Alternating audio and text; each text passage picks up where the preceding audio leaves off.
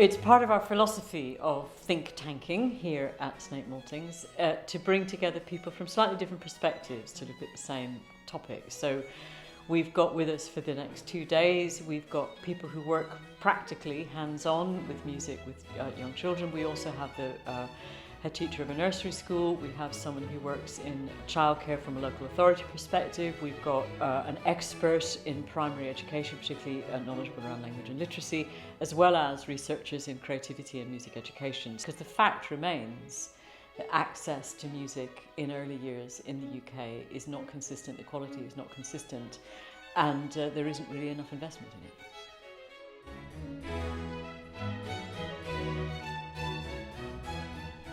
It has started with an interest in song, and in particular children's invented song, their capacity to generate music, which happens very early in life, and they use song and music for a range of purposes, for their identity work, for the ways in which they try to make sense of the world, for the ways in which they engage with other people. I view song as a vital part of human learning and development, vital part of being a human. I'm particularly interested in this notion of what counts as musical behaviour and development across the lifespan, and how critical the early years can be for, if you like, setting our developmental agenda, both into later childhood and adolescence, and even into adulthood. I'm really interested in how music can support children's speech, language and communication, but also issues of attachment. So how music can help create relationships and bonds between children and their parents or carers, or children and their primary caregivers, perhaps in a nursery setting, and also with other children.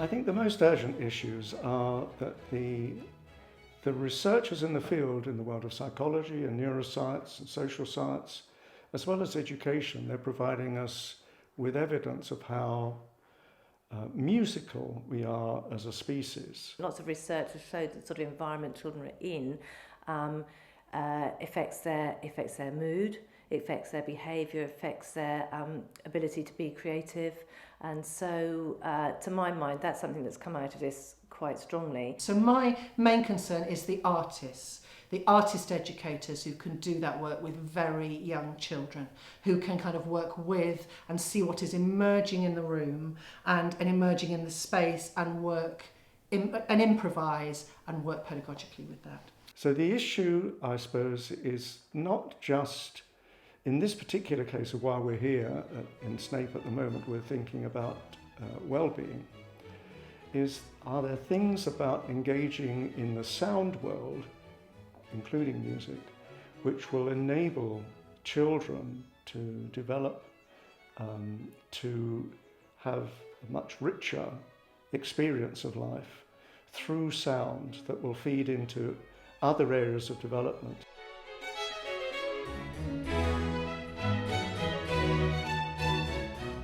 I think the main thing I'm going to take away is, for example, I have the opportunity to build some of the possible actions into my work for the Helen Hamlin Centre for Pedagogy. I think one of the key things that's come home to me, or is resonating with me, is the whole issue of confidence, self-esteem, which is tied up with well-being of not only young children, but all those really surrounding a young child that can either make music happen or not. I think it's been really interesting. I think the whole area of pedagogy, particularly interested in the idea of exploring non-verbal pedagogy, exploring that. A lot of the issues are around the workforce, I think, both the music leader workforce, but also the early years professional workforce. There's great discussion.